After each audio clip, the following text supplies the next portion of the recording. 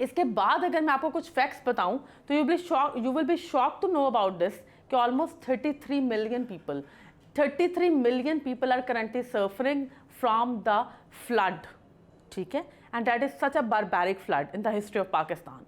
And this is not enough, आपके almost 5 lakh domesticated animals, जिनको हम मवेशी कहते हैं, माल मवेशी, वो बिल्कुल दे डाइड। इस फ्लड की वजह से वो बिल्कुल पानी में बह गए हैं। उसके बाद अगर मैं आपको बताऊं तो बेटा आपका सिर्फ अपर पंजाब अब सेव है, पूरा का पूरा साउथ पंजाब, वो तौंसा शरीफ हो, डरा इस्माइल खान हो, they all are suffering equally. उसके बाद आप सिंध साइड पे चले जाएं, the whole interior Sindh and along with that which is extremely terrible, Karachi is suffering too. Karachi में डिफेंस के एरियाज़ हों या फिर वो गुलशन इकबाल के एरियाज़ हों, आप हैरान होंगे कि वहाँ पर किस तरह से जो है वो मानसून स्पेल की वजह से रिपरकशंस लोग फेस कर रहे हैं। उसके बाद अगर मैं बलूचिस्तान की बात करूँ तो बलूचिस्तान के जो एंट्रेंस पॉइंट हैं, ठीक है, आप इसको भी सुन के हैरान होंगे कि एंट्रेंस पॉइंट के अंदर कोहाला हो या फिर ज़ियारत हो, from one end to another end, या चमन हो, वहाँ पर कंप्लीट कनेक्शंस डिस्ट्रॉय हो गए हैं। अब इसमें ज़्यादा मुश्किल क्या है कि how you are going to redevelop the whole infrastructure of these 3 provinces and along with that half of the Punjab. This is extremely terrible. You don't have the capacity to invest in the major democratic institutions like WAPDA, LESCO. You don't have the capacity to pay them. You don't have the capacity to pay the salaries or pensions. उसमें आप सारी की सारी transmission lines, connection lines, इनको दोबारा से redevelop करने के लिए कितना इन्वेस्ट कर सकते हो और किस लेवल तक कर सकते हो और कितनी जल्दी कर सकते हो। दूसरा जो सबसे इंपॉर्टेंट पॉइंट है, जो पूरा का पूरा बलूचिस्तान आपके तीनों प्रोविंसेस से कट गया है, उसके आपकी फर्स्ट प्रायोरिटी होनी चाहिए वहाँ की रोड्स, वहाँ के ब्रिजेस को रीडेवलप करना। तो how you are going to do that, because you are already suffering in your economics.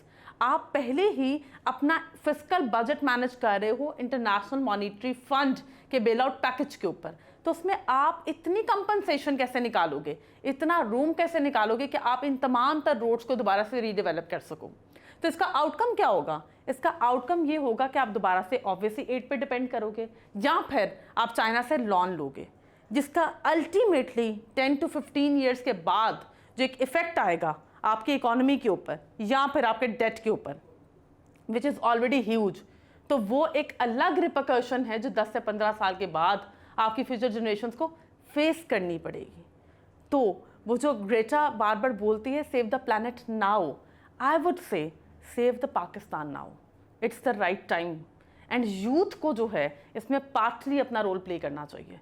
Media companies की बात हो, सोशल मीडिया कंपेन्स की बात हो, यूथ इज़ वेरी इंपॉर्टेंट, क्योंकि आपके यूथ को अप फ्रंट पे आके अपने रोल को टेकअप करना पड़ेगा। सिविलियन रिस्पॉन्सिबिलिटी या फिर civic responsibility is very very important in this regard now, क्योंकि गवर्नमेंट इसके ऊपर सिर्फ अकेले सब कुछ नहीं हैंडल कर सकती। We all are suffering in this together. So इस सब से निकलने के लिए भी we need to put the collective efforts, ये आपको समझना पड़ेगा। इसके लिए जो आपकी सिविक रिस्पॉन्सिबिलिटी है, अगर मैं उसकी बात करूं तो मिस मैनेजमेंट ऑफ वाटर आपको देखनी पड़ेगी, रोकना पड़ेगा। लैंड रिफॉर्म्स के लिए आपको, जिस तरह आप वुमेन राइट्स के लिए बाहर निकलते हैं, आप लैंड रिफॉर्म्स के लिए एफर्ट करें। आपको प्रॉपर एग्रीकल्चरल लैंड रजिस्टर करानी पड़ेगी, आपको properly water reservoirs, flood reservoirs बनाने पड़ेंगे। इवन दो जितनी भी आपकी न्यू स्कीम्स आती हैं कॉरपोरेटिव सोसाइटीज़ की या हाउसिंग सोसाइटीज़ की, इस तरह कंपल्शन है कि वहाँ पर गैस वाटर की फैसिलिटी होनी चाहिए, आप उसमें कंपल्शन कर दें कि हर सोसाइटी को कंपल्सरी होगा कि वो मूनसून वाटरफॉल के लिए या रेनफॉल के लिए जो वाटर रिजर्वायर है वो ज़रूर बनाए अपने सोसाइटी के साथ। इससे ऑटोमेटिकली आपकी जो नीड ऑफ द वाटर है वो हर सोसाइटी अपने ओन से, अपने तरीके से, जब सोसाइटी को पूरा का पूरा डेवलप करना होगा, उसका पूरा स्ट्रक्चर मैप डेवलप करना होगा, उसके साथ ही मैनेज करती जाएगी। तो एटलीस्ट इससे आपके जो अर्बन सिटीज़ हैं या मेट्रोपॉलिटन सिटीज़ हैं वहाँ पर आपको अर्बन फ्लडिंग का थ्रेट नहीं रहेगा, लाइक कराची फॉर इंस्टेंस। तो आपको ये अब करने की ज़रूरत है। सो करंट जो सिचुएशन है क्लाइमेट चेंज की, उसकी वजह से we are suffering a lot. Let's see, क्योंकि ये अभी मसलसल जो है वो आपका मेट्रोलॉजिकल डिपार्टमेंट कह रहा है कि मूनसून स्पेल जो रेन्स का है वो एक और अभी स्टार्ट होना है। सो लेट्स सी कि अभी इतना डिज़ास्टर तो हो चुका है, और बच्चों ये याद रखो ये वो डिज़ास्टर है जो मीडिया पे आ गया है। बहुत से एरियाज अभी ऐसे हैं जिनका पता ही नहीं है कि वहाँ पर कितना कुछ हो गया है या वहाँ के लोग क्या सफ़र कर रहे हैं। जब ये दोबारा से सारे कनेक्शंस, राब्ते, रोड्स बहाल होंगी तो ये उसके बाद पता चलेगा कि बेसिकली नुकसान एक्चुअल में कितना हुआ है। सो लेट्स प्रे कि अभी ये जो मानसून स्पेल है वो किसी तरह ऑब्वियसली अल्लाह ताला ही अब कोई करम कर सकता है कि ये रुक जाए, ताकि फर्दर ये जो फ्लडिंग है इसका एक सिलसिला जो है, इसकी जो कंटिन्यूटी है वो बेसिकली ऑब्वियसली डिस्टॉर्ट कर जाए। और उसके बाद डेफिनेटली जो मैंने आपको सोल्यूशंस बताए हैं वो करने पड़ेंगे।